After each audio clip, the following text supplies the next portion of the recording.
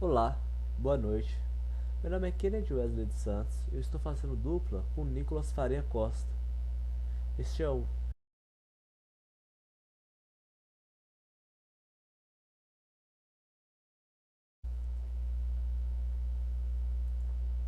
Bom, as características físicas de uma linha de transmissão são de suma importância para a transferência correta de energia eletromagnética. As linhas de transmissão podem variar desde estruturas gigantes para passagens de altas potências, quanto pequenas trilhas para passagens de sinais de baixa potência. Mas quais parâmetros são importantes para o funcionamento de uma linha de transmissão? Quais são as teorias que reagem a esses cálculos? Nessa apresentação, responderemos essas questões e analisaremos, através de um software, como esse cálculo pode ser realizado no domínio da alta frequência, na faixa UHF.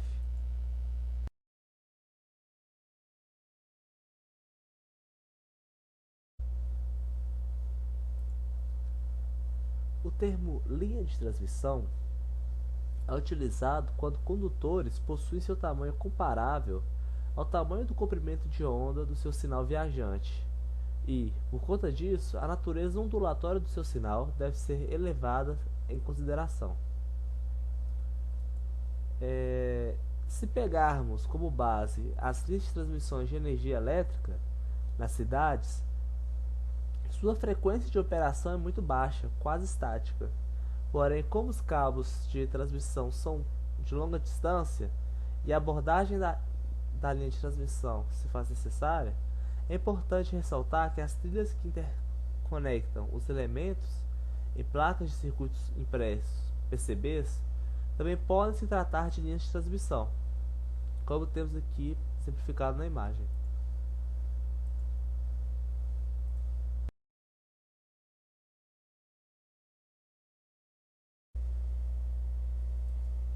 Falando um pouco agora sobre impedância característica, é determinado pelas propriedades físicas da linha de transmissão.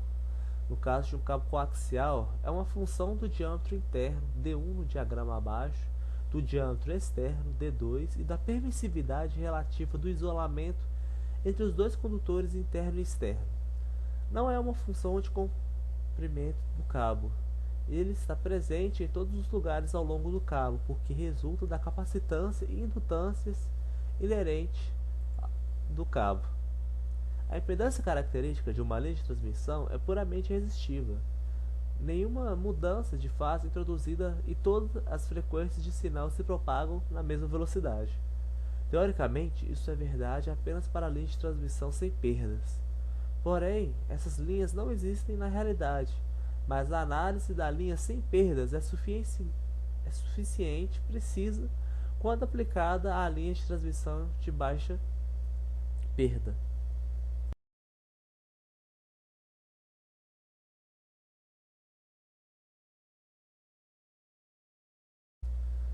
Bom, aqui, aqui é essa parte matemática necessária para a gente chegar a essas conclusões.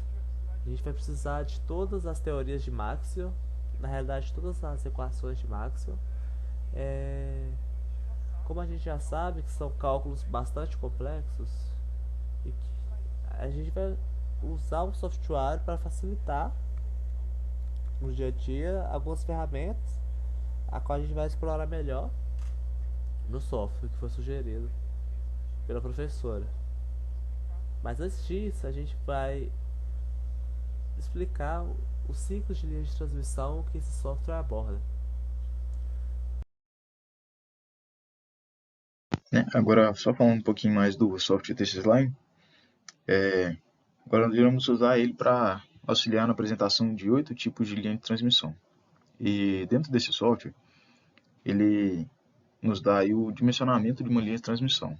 A gente pode fazer de duas maneiras, inserindo as características físicas da linha de transmissão, como o comprimento da linha, a largura da faixa, a altura, o dielétrico dela também, o tamanho dele, e assim obter os parâmetros elétricos, como a impedância, a frequência, o comprimento elétrico também, a constante de fase e a perda. Ou fazemos ao contrário, que é inserindo as características elétricas e obtendo as físicas.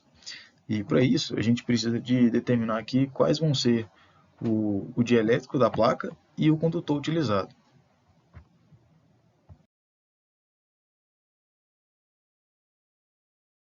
Então, vamos começar aí falando da microstrip, né? Microstrip é um tipo de linha de transmissão que ela pode ser fabricada com qualquer tecnologia, onde um condutor é separado de um plano de terra por uma camada dielétrica, também conhecida como substrato. As linhas de microfitas, geralmente elas são utilizadas para transmissão de frequências aí de microondas. Pode ser usada aí como antenas, acopladores, filtros e divisores de potência. As linhas de microfita, elas também são usadas em projetos de PCB digital de alta velocidade, onde os sinais precisam ser roteados de uma parte do conjunto para outra com uma distorção mínima e evitando alta interferência e radiação. A onda eletromagnética transportada por uma linha de microfita, ela existe parcialmente no substrato dielétrico e parcialmente no ar acima dele. Em consequência, a velocidade de propagação está em algum lugar entre a velocidade das ondas de rádio no substrato e a velocidade de onda de rádio no ar. Agora, falando um pouquinho sobre a stripline, né, um circuito stripline, ele usa uma tira plana de metal que ela é impressa entre dois planos de aterramento paralelo. Ou seja, ela, a sua fita aí, né, ela está imersa no dielétrico e dois planos de aterramento, né, um em cima e um embaixo dela. A largura da substrato e a permissividade relativa do substrato, elas determinam a impedância característica da tira, que no caso é a linha de transmissão, né? Conforme mostrado nessa figura aí à direita, o condutor central ele não precisa estar igualmente espaçado entre os planos de aterramento. No caso geral, o material dielétrico ele pode ser diferente acima e abaixo do condutor central. Assim como o cabo coaxial, o stripline ele não é dispersivo e não possui frequência de corte. Um bom isolamento entre traços adjacentes ele pode ser alcançado mais facilmente do que com o microstrip. O stripline ele oferece maior imunidade ao ruído contra a proporção, né, de emissão de RF e de irradiadas. Só que, né, a gente paga um preço, porém a nossa velocidade de propagação aí é mais lenta, né, quando comparada com as linhas de microfita. A permissividade efetiva da stripline é igual à permissividade relativa do substrato dielétrico, né, devido à propagação de onda apenas no substrato. Portanto, essa stripline ela tem maior permissividade efetiva em comparação com as linhas de microstrip, o que, por sua vez, ela reduz a velocidade de propagação de onda. A microstrip ela é semelhante à linha de transmissão stripline, exceto que a microstrip ela não está no meio, né, introduzida no dielétrico, como está mostrando na figura, e a stripline aí, ela é mais cara um pouco da fabricação em relação à microstrip, e por causa do segundo plano de terra, a largura do strip, elas são muito mais estreitas para uma dada impedância e espessura da placa de microstrip. Aí nós utilizamos aí o software para poder demonstrar essa última comparação que foi feita.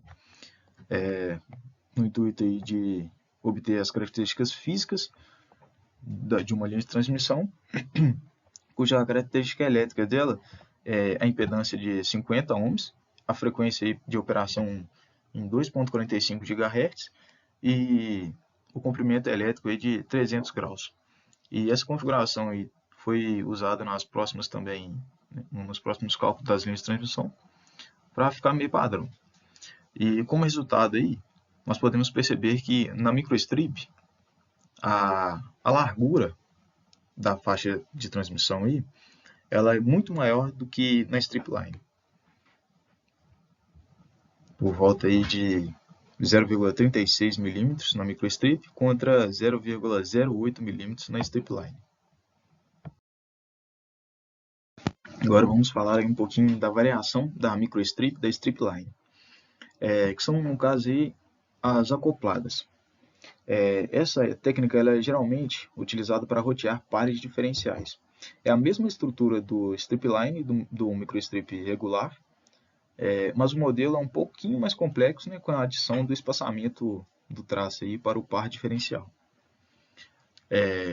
Nessa simulação que utilizamos software, nós fizemos o caminho inverso. Determinamos parâmetros físicos e obtemos as características elétricas dele, né? E nós podemos perceber aqui que quando a faixa de condutor ela é imersa no dielétrico, a impedância dela ela reduziu quase pela metade. Nós determinamos aqui o comprimento da linha aqui de 50 milímetros, a largura da faixa de 0,5 milímetros, esse gapzinho aqui que é a distância, né? O distanciamento entre as faixas condutoras de 0,2 milímetros e a altura aí do dielétrico de 0,1 e a altura da faixa de 0,001. E para o microstrip acoplado, a gente obteve uma impedância e características de 100 ohms, né, para a frequência de na frequência de uso de 2.45 GHz. Nós obtemos aí o comprimento elétrico de 270 graus, uma constante de fase de 5.414 graus por metro, e a constante elétrica aí, efetiva mesmo foi um pouco menor do que a do meio que nós utilizamos aí, que foi a FR4. Né? E nós tivemos aí uma perda de 13 dB. Vamos arredondar aí para 14, né? 13.9. Em comparação com a stripline, que nós obtemos as mesmas características físicas, né? A impedância de 45 ohms para a mesma frequência, né? E tivemos aí um aumento do comprimento elétrico, né? Foi para 319. A constante de fase também aumentou, né? De 5.400 para 6.300. O nosso dielétrico efetivo, né? Que foi de acordo com as características, né? do stripline mesmo, né? Que foi igual a do dielétrico que nós utilizamos, 4.7.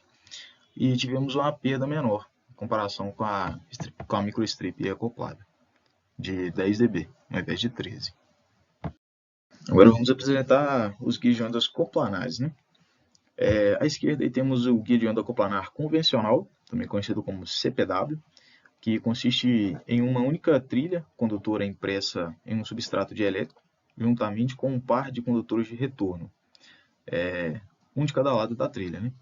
No caso, a nossa trilha condutora é essa central, essa mais fina, e as de retorno são as duas que estão à esquerda aí, e à direita também, né? Todos os três condutores eles estão do mesmo lado do substrato e, portanto, são coplanares. Os condutores de retorno eles são separados da pista central por um pequeno vão, que tem uma largura invariável, né, ao longo do comprimento da linha. Longe do condutor central, os condutores de retorno geralmente eles se estendem a uma distância indefinida, mas grande, de modo que cada um é teoricamente um plano semi-infinito. Agora temos aí o CPWG, né? Que é o guia de onda coplanar com suporte de condutor. Vocês também conhecido aí, né, como guia de onda coplanar com terra. Ele é uma variante, né, comum que possui um plano de terra cobrindo aí toda a face posterior do substrato. O plano de terra ele serve como um terceiro condutor de retorno. Com a utilização do software, com as mesmas características, e vale ressaltar também que nas simulações anteriores aí, na característica do dielétrico, ali está o toroide 5880, porém a gente colocou a constante dielétrica do FR4. Na verdade é a permissividade relativa, né, da FR4. E todas elas têm um condutor de cobre. Então, aí, inserindo a impedância de 50 ohms, né, que a gente inseriu as características físicas para poder obter as elétricas. Aí a gente colocou a impedância característica de 50 ohms, a frequência de uso aí de 2.45 GHz e o nosso comprimento elétrico de 300 graus. E o resultado das características físicas não foram muito diferentes, exceto aí na largura da faixa, né, que com o plano de aterramento ele ficou 0,02 milímetros menores, né, em contrapartida aí, a perda aumentou um pouco, passou de 29 para 31 dB, E o dielétrico efetivo, né, no caso aí da placa C com aterramento, né, com o condutor terra aí na face posterior, teve um aumento aí também de 0,02. Bom, agora o cabo coaxial, ele também é um tipo de linha de transmissão. Ele é usado para transportes de sinais elétricos de alta frequência com baixas perdas. Ele é usado em aplicações como linhas telefônicas, cabo de rede de internet de banda larga, barramento de dados de computador de alta velocidade, sinais de televisão a cabo e conexão de transmissores e receptores de rádio, né, as suas antenas. Ele difere de outros cabos blindados porque as dimensões do cabo e dos conectores eles são controlados para fornecer um espaçamento preciso e constante dos condutores necessários para que funcione efetivamente, né, com grande eficiência, como uma linha de transmissão. O cabo coaxial ele conduz o sinal elétrico usando um condutor interno, geralmente de cobre, cercado por uma camada isolante e tudo fechado por uma blindagem, né? Normalmente, 1 a 4 camadas de trança metálica e fita metálica. O cabo ele é protegido por uma capa isolante externa. Normalmente, a parte externa da blindagem ela é mantida no potencial de terra e uma tensão de transporte de sinal é aplicada no condutor central.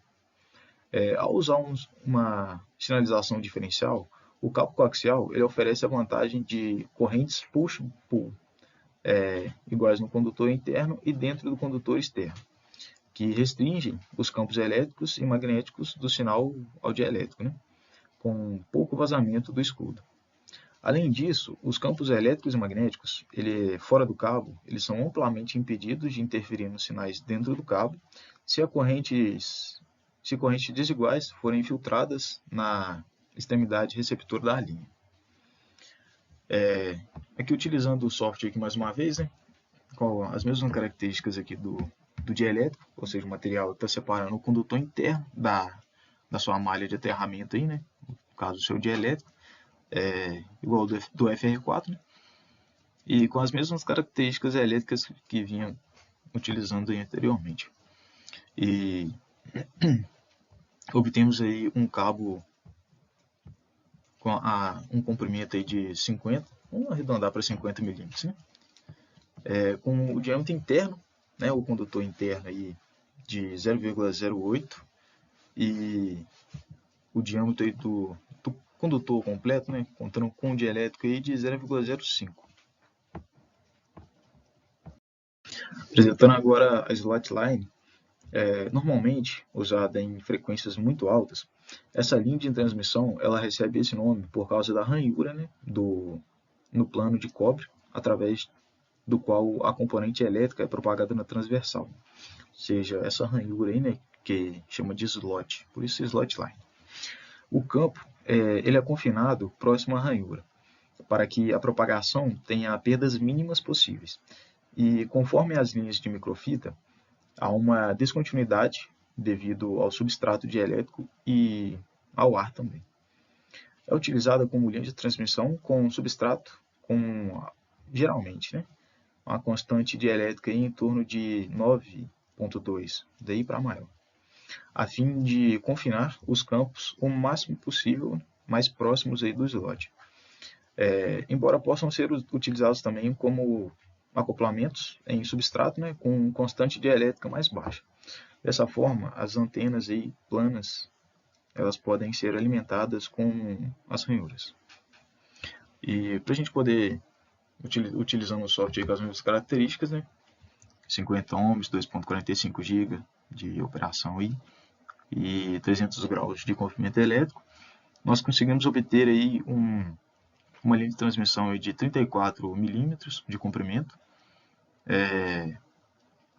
aí com o espaçamento entre as duas linhas aí, né, no caso o slot, de 0,001 milímetros e uma altura aí do dielétrico de 0,01 também.